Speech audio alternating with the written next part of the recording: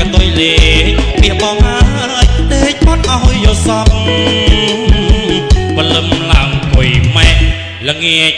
ឡើងចាញ់មេស៊ីគ្រប់ចាក់ខកខ្លួនអាយមកបដូរយល់សព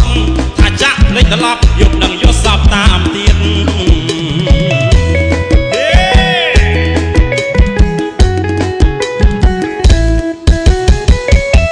រលឹមស្រេចស្រេច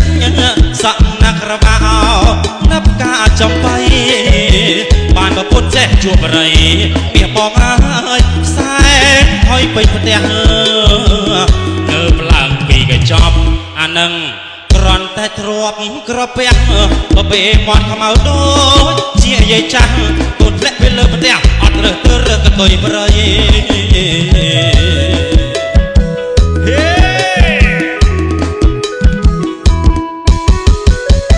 រលឹមខ្សែក្រូចសក់ណាក់របាណាប់កាពុទ្រីបានប្រពន្ធចេះលេងពីមាសបងអើយអត់ធ្វើការងារអីបងហៅហូបបាយអូនថានៅប្រហើយគួយបីបើសិនឈ្នះញញញមើលអួតប្តីបើចាញ់វិញថ្លៃលោកអ៊ូប្តីបាយប្រពន្ធមាត់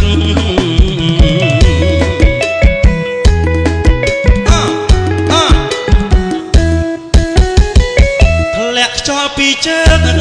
សក់ណាក់របាណាក់ខាយកដឹកបានប្រពន្ធជិលអួតដឹកមាសបងអើយធំក្លិនជូជូជើងប្រេះក្រឡាអូននាងខានងូទឹកយូដេកអោប្រពន្ធដូចដេកអោលូសុកចិត្តអត់គូនៅព្រឺវិញល្អជាង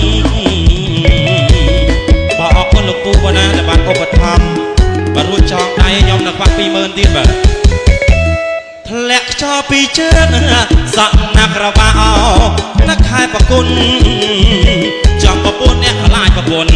មាសបងអើយអេអ្នកមករួមមកជុំគ្នាចង់ធ្វើកោតកម្មយំ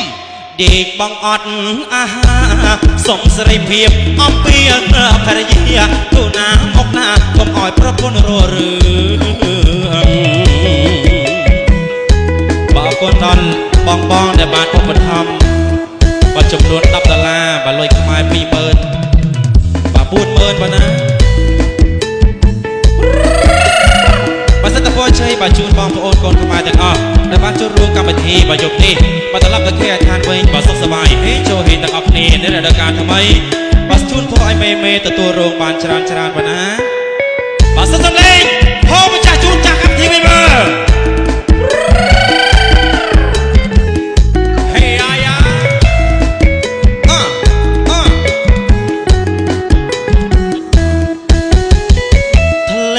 ពីជើង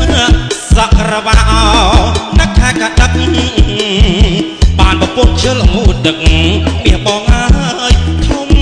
ក្លិនជូជូជើងប្រេះក្រឡាអូននាងខាងងូតទឹកយូដេកអោប្រពន្ធដូចដេកអោលូសុកចិត្តអត់គូនៅព្រឺវិញល្អជាង